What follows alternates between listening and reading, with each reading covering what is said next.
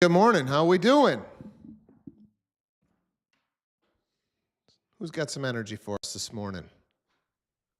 Rainbows and sunshines, rainbows and Martin. sunshines. Thank you, Martin, for bringing some energy. Man, the tech side of things, when it goes wrong, it just goes wrong. 2 days in a row here, I am just having some struggles. I don't know, tech issues. But we are here live. I am ready to rock. We have got our friend Katie Sheehan on this morning to bring us some legal advice, which is going to be awesome, I'm sure. But let's get started with an opportunity for you guys to bring something that's happening on one of your deals. What is going on out there? Who's got something unique that you learned, that you want to share, that you're struggling with? What do you guys have?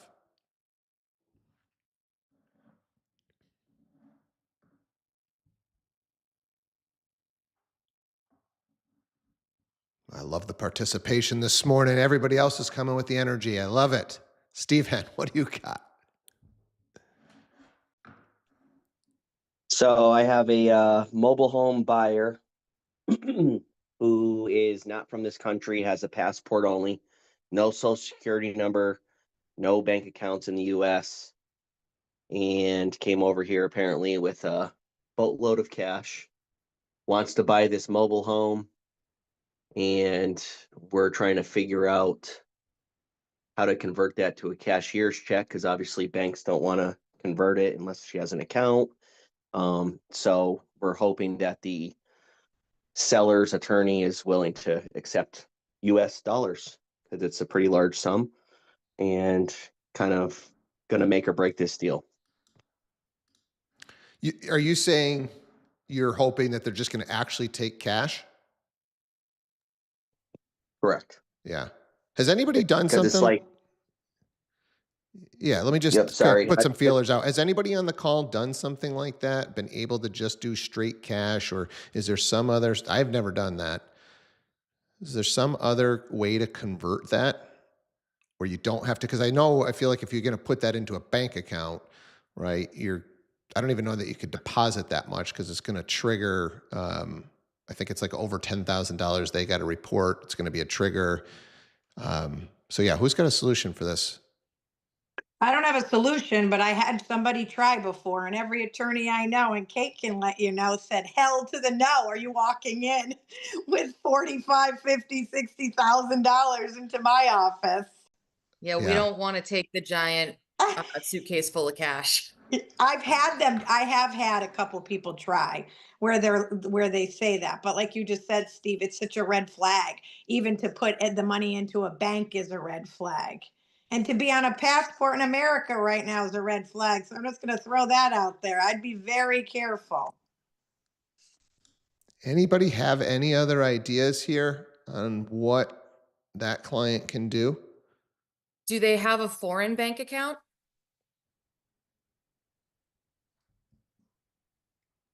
I had asked if she could do a wire, and she said she has cash.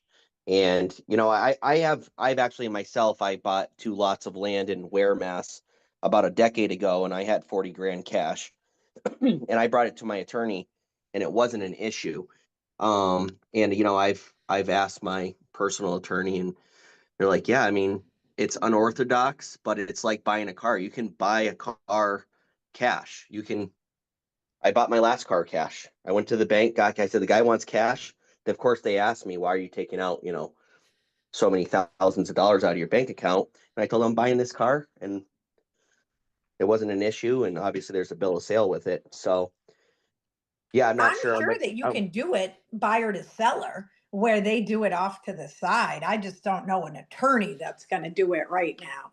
And obviously, when I tried, it was with houses, like putting down, literally, like Steve said, a suitcase of money, and they didn't allow it. But if they do something between the two of them, but I wouldn't throw your attorney's name out there. Let's just say that.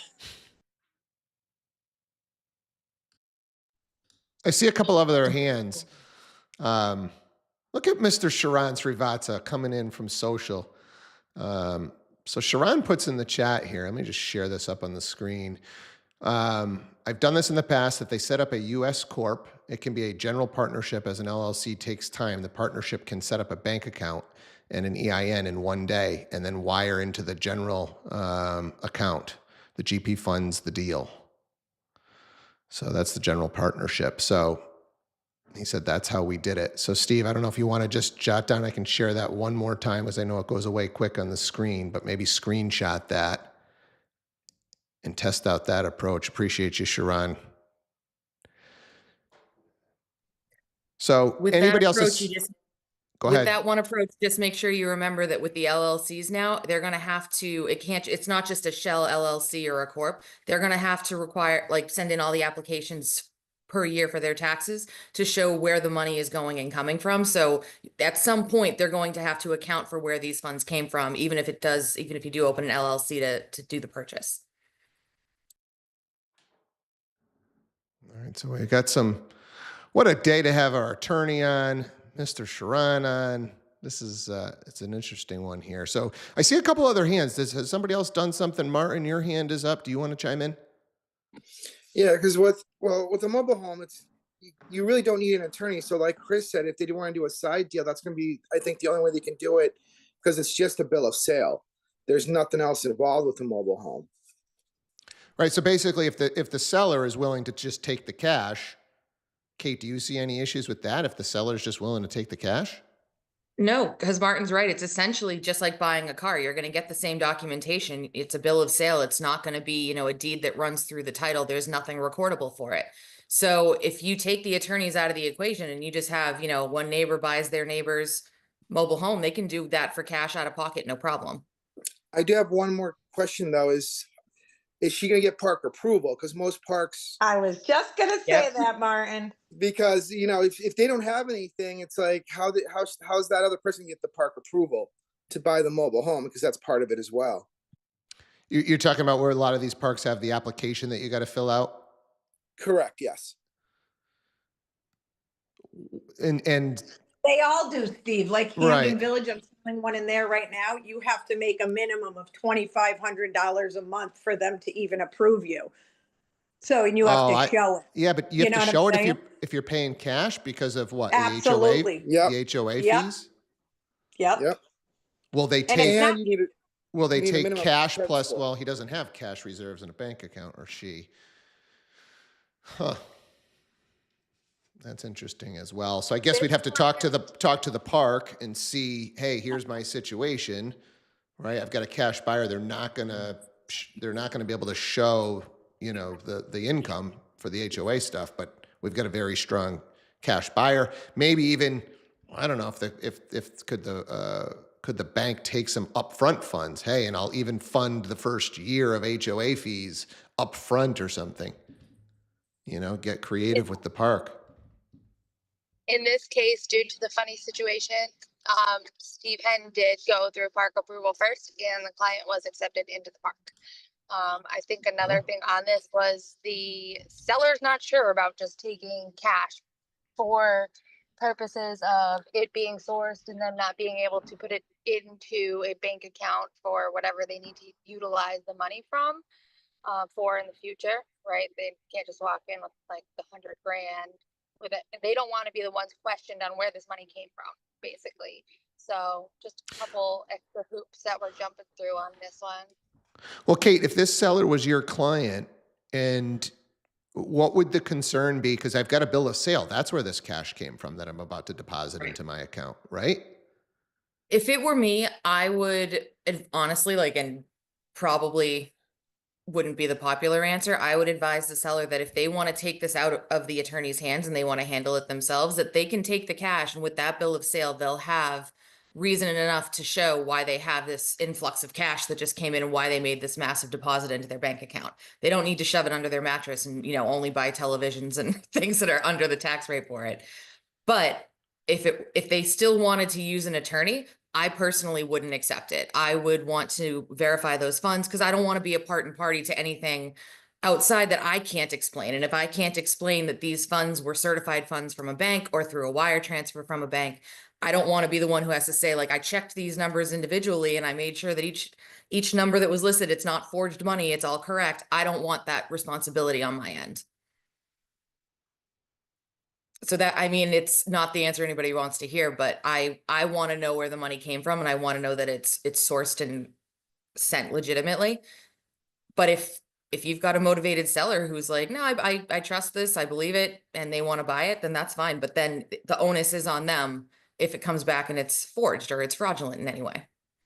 They have their bill of sale to show how they got it, but it doesn't mean Well, is there, that. because I've never walked into a bank with that kind of money, but You know? could we do all of this at a bank?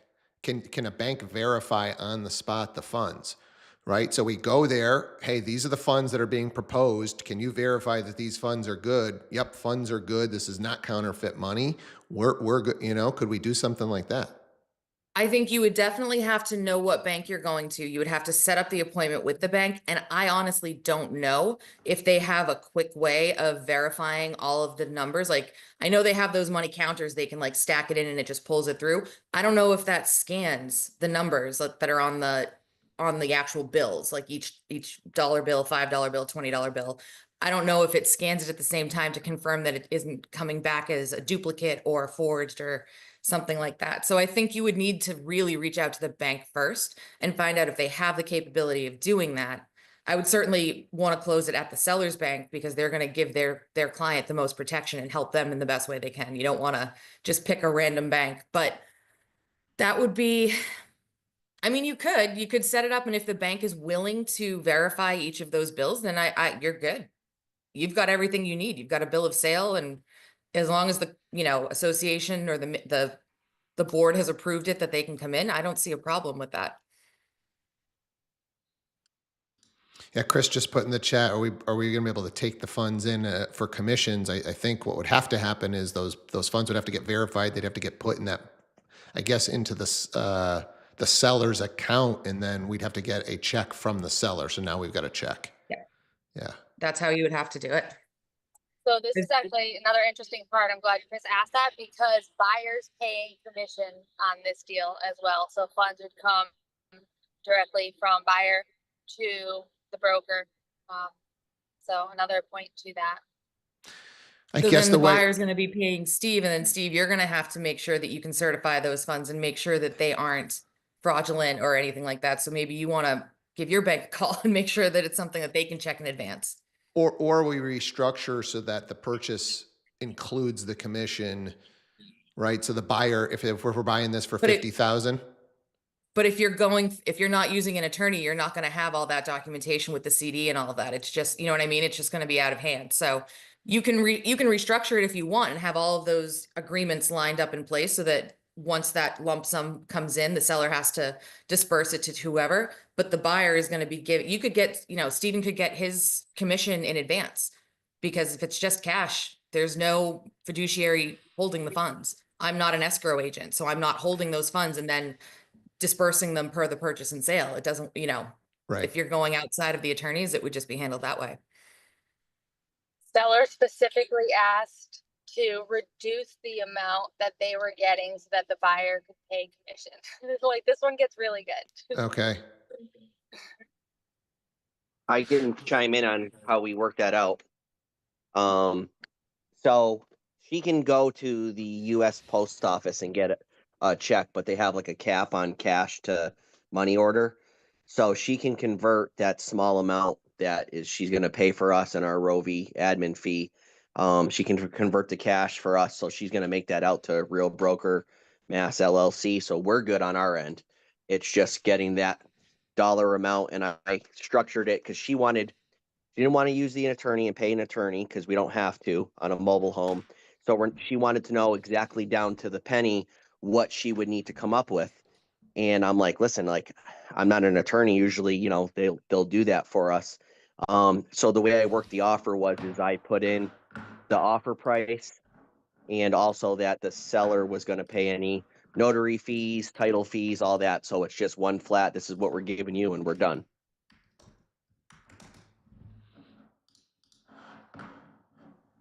I mean, that's I mean, as long as everyone's in agreement, it's an acceptable way to do it.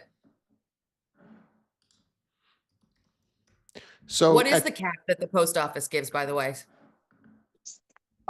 They looked into it, and she has kind of a translator interpreter, and they said it was 10,000, which I knew there had to be some cap because Oh, we're not yeah. going to, right.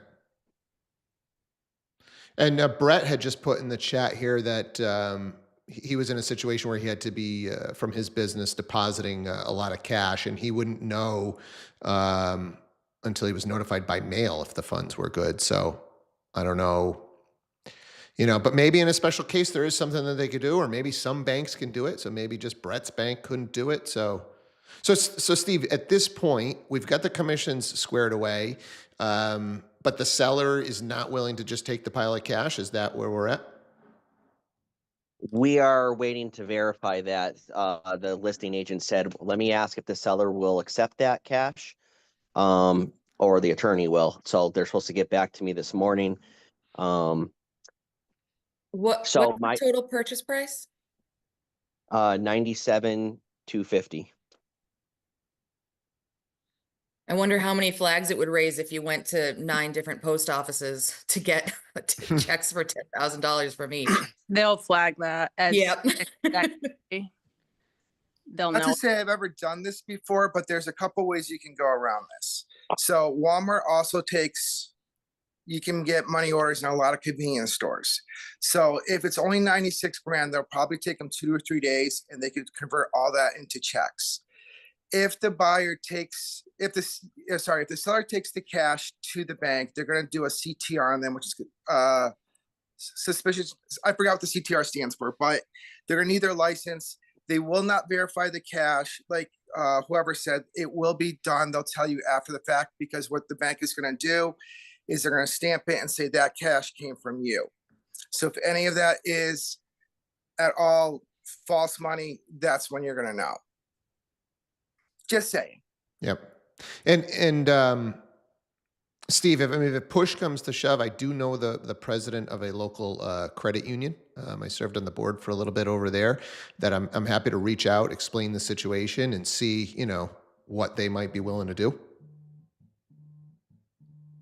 Yeah, my biggest concern, being involved in, representing her is I want to verify. I'd love to meet at a bank, at the seller's bank, preferably, and have them verify the funds are legit, have her deposit. Like Kate said, there's a bill of sale. So she'll be able to say, yeah, I have 97,250 because I just sold my mobile home. Here's the documentation, and we're good.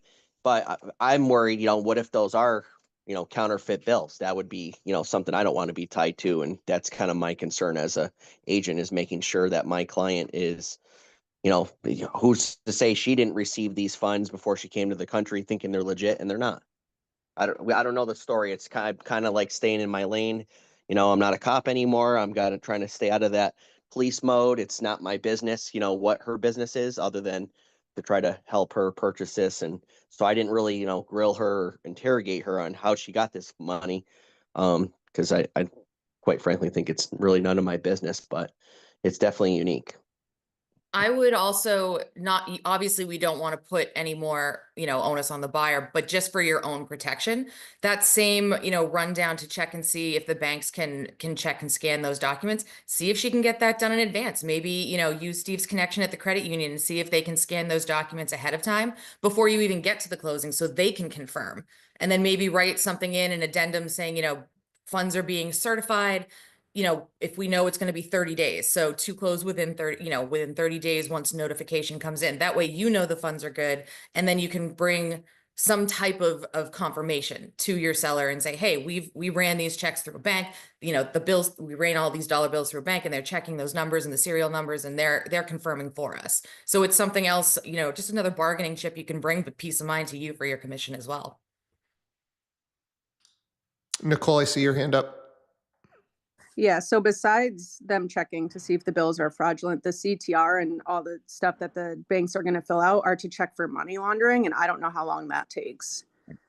So if they check that they're fraudulent, they're not, they go through, the sale goes through, and then if it comes back in a couple months that it was money laundering, not sure what would happen there.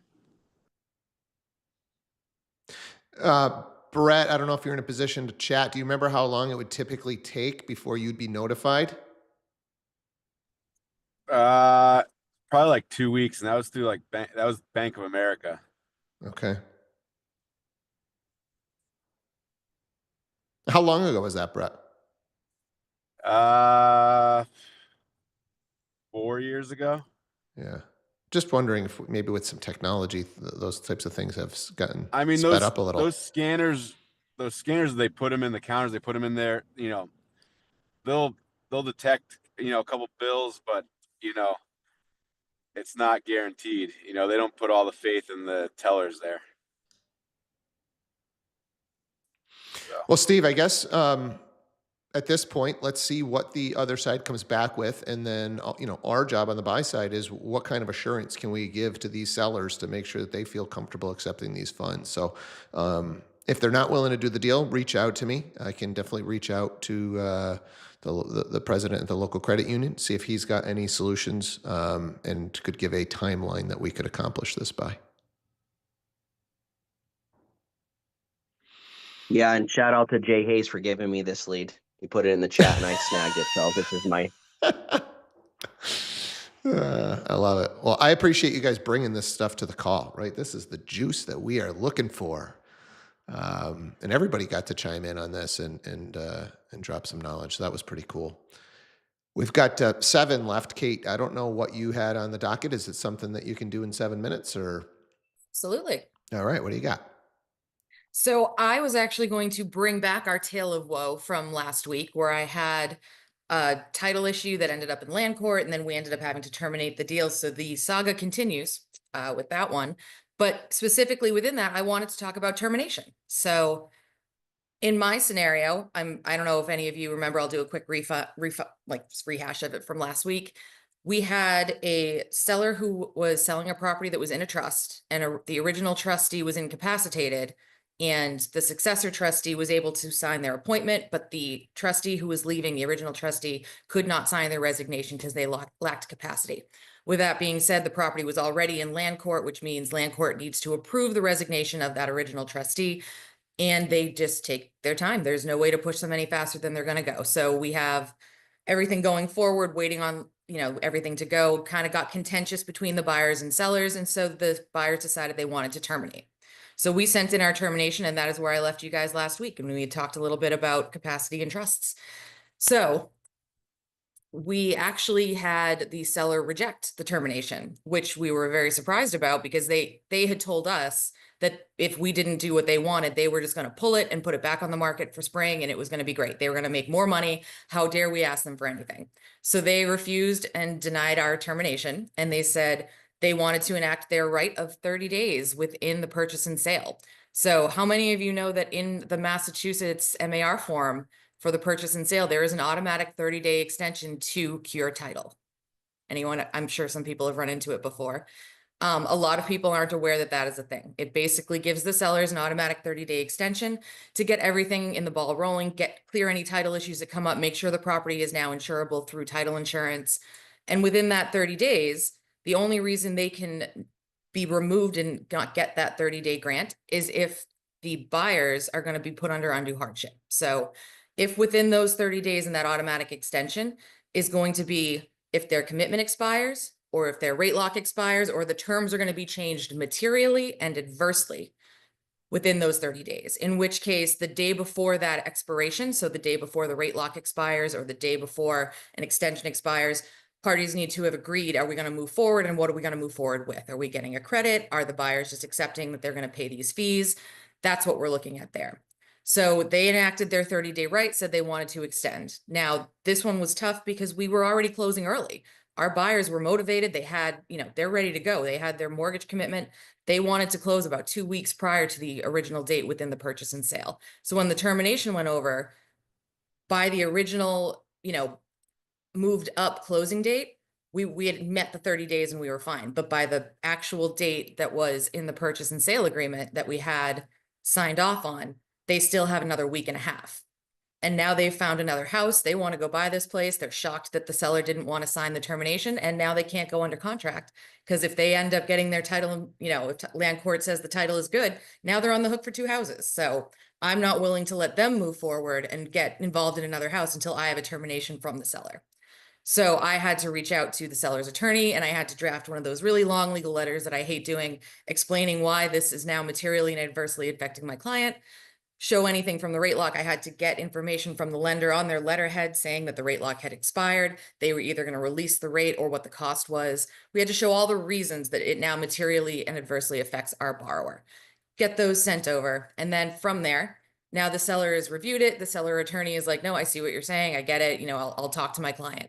And now really it's up to him. He can decide if he wants to maintain that 30-day extension and go forward with it, which means he's going to drag my clients through and possibly lose out on other offers they want to put in on their house or a new house. And if he does that and we end up in court because of it, he's got to decide, you know, is it worth it for him if he's decided that my clients are not materially and adversely affected enough to cancel that 30-day. So we just got notification very late last night that they did sign. And so they are out. So now the buyers can now put an offer in on the new house.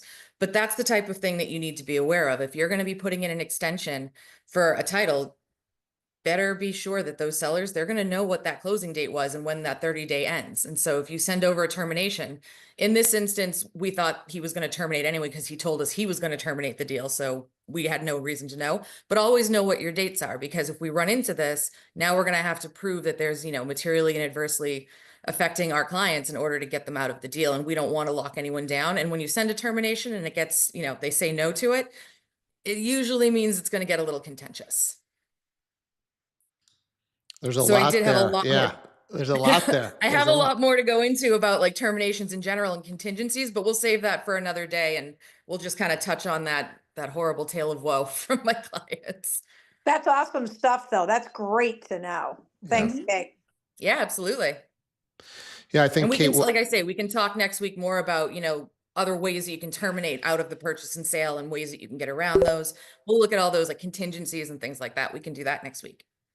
Yeah, extensions, you know, I think are a big one. You know, I always hear, well, you know, a reasonable extension has to be granted in real estate, and that there's some case law that kind of supports that. So let's, you know, I think that would be a great topic for next week. Sure. Awesome. Anybody have any just follow-up questions on the situation that Kate put on the table?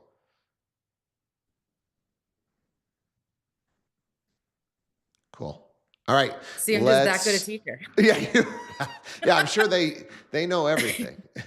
They know it all. All right, let's take a look at what we have for additional training opportunities today. Let's see. We've got the New Agent Starter Series. We've got the Journey to Elite. We've got Building Community locally and digitally, and we've got the Real Agents Society. So a few different opportunities for you guys to go out there and increase your skills. Hopefully you got a little something out of today's show. So come back tomorrow with some energy. Come back tomorrow with your unique situation so we can discuss them right here. Go have a kick-ass Thursday, and we'll do it again one more time tomorrow. Take care, you guys. Thanks, Steve.